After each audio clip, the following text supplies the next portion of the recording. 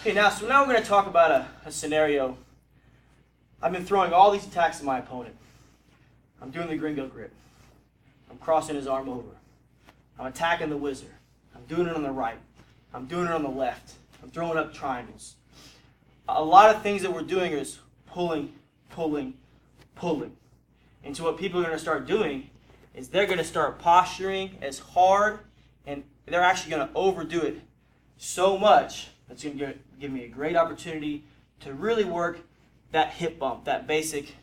Some people call it a white belt killer. Some people call it a hip bump. I usually call it a sit-up sweep. And anytime the guy leans back, I just want to follow him up and take him over. That we've already talked about in the gringo grip. We already talked about doing it off the gringo grip, and we're going to talk about, we'll review that just for a second, and then we'll talk about some of the options that I like to go to when people start throwing me some defenses to the sit-up sweep or the hip bump. Perfect. So, again, the way that I'm putting the material together basically is what's happening is I've tried to do the other stuff, and he is just so far back. So turn me sideways, please, Stefan. So what happens is he wants to lean so far back. A lot of times I can feel, we talked about it before, he's putting those toes down. His feet are flat. And he's sitting and he's leaning way back. He doesn't want me to pull him at all. So that's it's a great opportunity for me to come up and do that hip bump. And you can always refer back to the gringo grip section when we talked about, finishing that.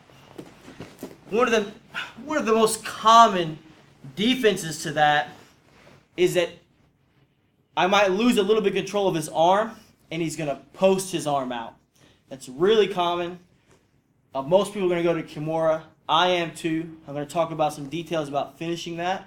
And then also a real common defense that big people have especially is they straighten their arm out. They just kind of like blast through it. I said it before, I'll say it again. A lot of times the theory is, well, my two arms are stronger than your one arm. But sometimes that isn't the case. People are so strong, their one arm kind of is stronger than my two arms. So I still haven't compromised. He straightens the arm, I can kind of go to his back. So let's take a look at that, how that works. Let's reposition a little bit.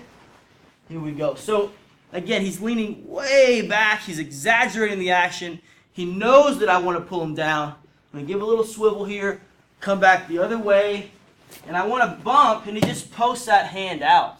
So this hand is going to hop right to his wrist. So I still have my arm over his shoulder. I'm going to hop right to his wrist, and as soon as that happens, this hand is going to feed and catch my own wrist. 1, 2, and I'm trying to put my back on the mat. Once I get here, I see a lot of people just trying to push the arm and try to finish with just their arms. That might work, but I think a better way to do it is to adjust your position and use your whole body. So when I get here, I want to move my hip out and then my shoulder. And the way that I do that is by using my legs here. I want to move my hip and then my shoulder.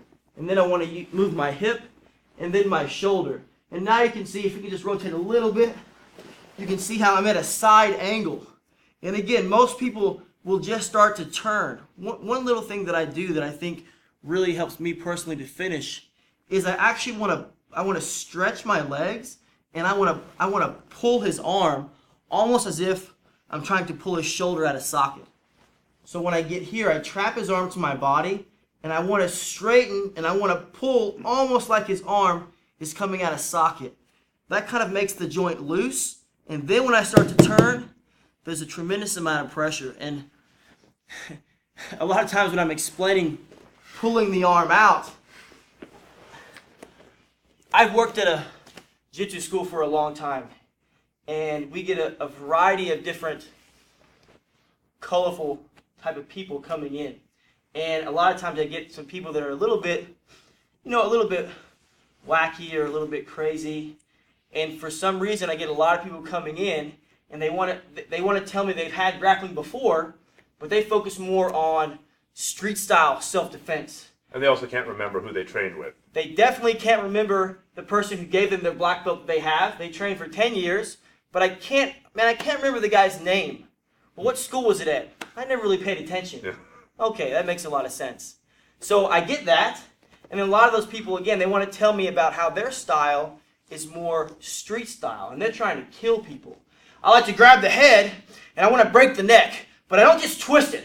I got to lift, and then I got to separate. But the key is you got to lift it up, and then you got to separate it. And that they're really that animated, and I mean they're really excited about breaking people's necks, and it's pretty crazy. So when I talk about pulling that shoulder out of socket, we should tell that story as well.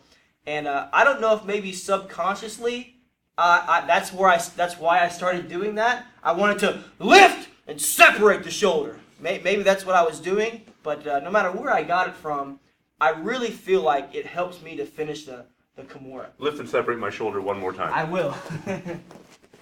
Let's start kind of this way here. Yeah.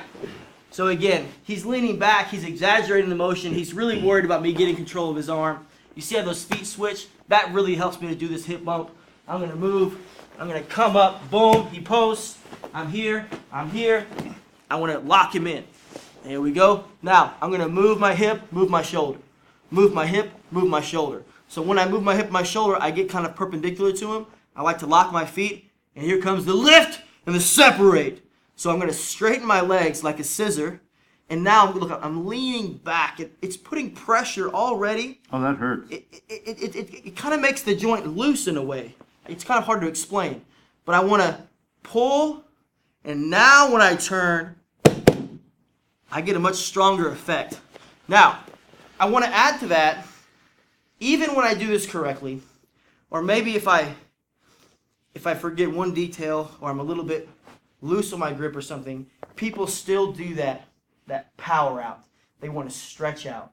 And when that happens, because I still have a good grip, one thing that I can do is as I feel that's happening, I want to lift it over my head and I want to come right here. And then once I get here, I can very easily, I like to kind of wrap this up, and I'm not really trying to choke him. I mean, if he tapped, I wouldn't be disappointed. But usually I just like this because I can grip him easier. If I'm here, I feel like it's looser, and he can correct his arm. Yeah. So I like to use this grip, not to squeeze, but to hold. And then again, I'm going to use that riding the bike motion that we talked about in the leg bind. So I'm going to kick, kick, kick, kick, and then I'm just going to keep working behind him until I'm on his back here. Very simple. And I'm going this way and attacking the neck.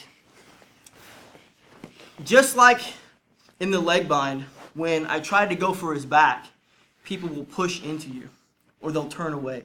And one thing that people do here is they push back into you. As you try to get on your side to climb over, they make you flat. Well, when they do that, I just put a hook in and I'm going to sweep them over.